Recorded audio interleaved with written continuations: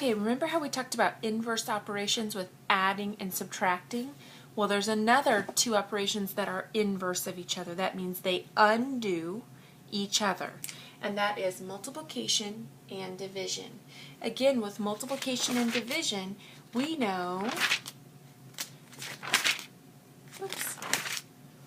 that this one is putting things together. We have a factor times a factor is going to give us a product. Okay, so a number of groups, groups of something is going to give us a product. Okay, we know that we use a simple drawing like this to help us figure this out. So we know that factor times factor gives us the product. The product is telling us the total number of the size inside of a box.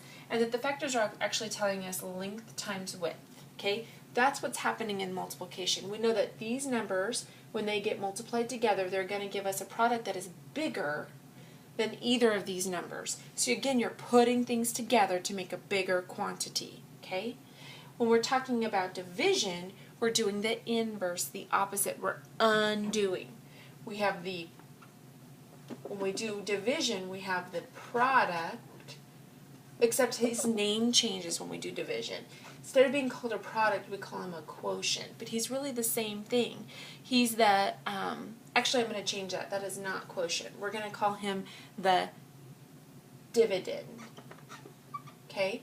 And we're going to divide him by the divisor. I'm going to make that a little d. And he's going to give us a quotient. I don't know exactly why we change all the words, but it's the same thing. The dividend is the whole. The product is the whole. Okay? These are the wholes. This is a part or a factor, a group, and this is a part or a factor or a group. Okay? So this is your big guy getting split into smaller parts that are equal. This is your groups, how many groups you have to make a whole. Okay? Alright, when we do this, we can still use our picture to show us. We would put our dividend in there, and we're going to divide it by our divisor. That's how many groups we're going to break it out into, and our answer would be our quotient. So we have, this can look like the box, just like that.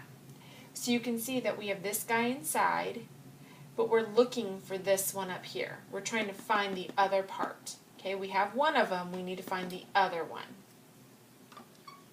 So these two processes undo themselves. They undo each other.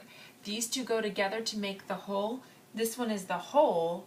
We have to use the one that we know to find the other side.